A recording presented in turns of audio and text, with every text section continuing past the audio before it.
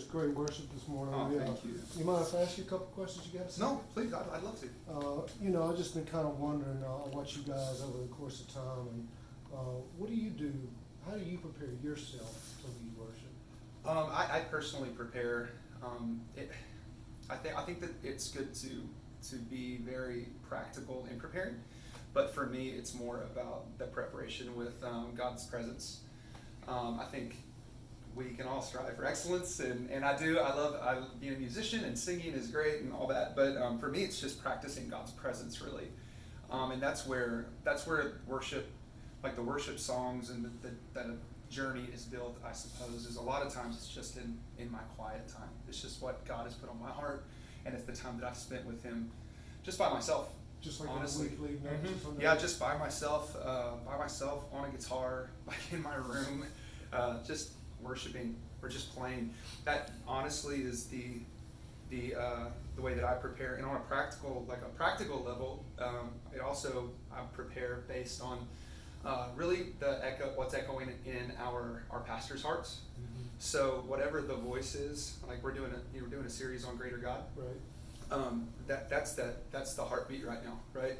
So just in preparation, I prep songs that are going to coincide with what our pastor's heartbeat is for the sermon series. I got you. And so that way it's taking people, it's helping them get ready, our pastors get ready to preach the word, but it's also helping people because it corresponds with what's being spoken, so it kind of joins their heart, so it's like one big Thing. experience, Sometimes I've seen, like, when you're worshiping, whether it's you or another one of the singers, there'll be a time during the song when you just stop out, or maybe when you're transitioning between songs, and you maybe share a personal experience or speak to the church congregation and try to get them engaged. What's that about? I found that I've grown up in church my whole life, so and I've led worship for I think it's 18 years now, something like that, 18 or 20 years, and I feel like I understand worship, like why I lift my hands, like why we're singing about how great God is or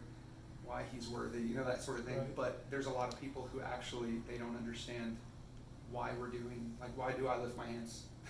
Like why do I lift my hands? Like this is weird. This doesn't make sense. And so I just try to carve out teaching moments because I think it's important. I think it's important to teach people like why we worship, how we worship, why we lift our hands, why we, sing certain songs, because it's they don't know, and so it helps them come along with us, and it helps them understand. Like it's not weird once you understand. Right.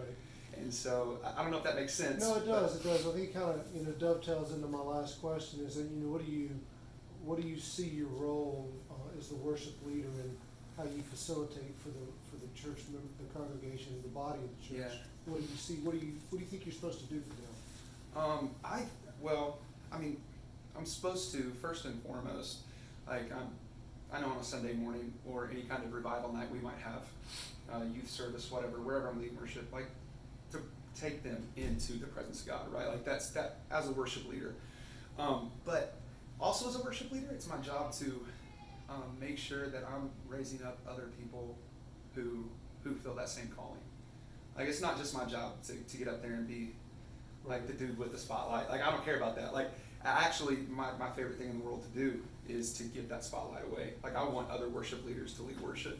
And so I think it's twofold. I think it's one, to prepare people's hearts, take them into the presence of God, help my pastor, like get him like where he needs to be so he can preach the word, and then train up young leaders who want to lead worship and who feel that call of God on their life. And I feel like that's the 3 big things for me, 3 or 4 big things. Well, man, I really appreciate your time. Have a great Sunday. Thanks so much, man. All right.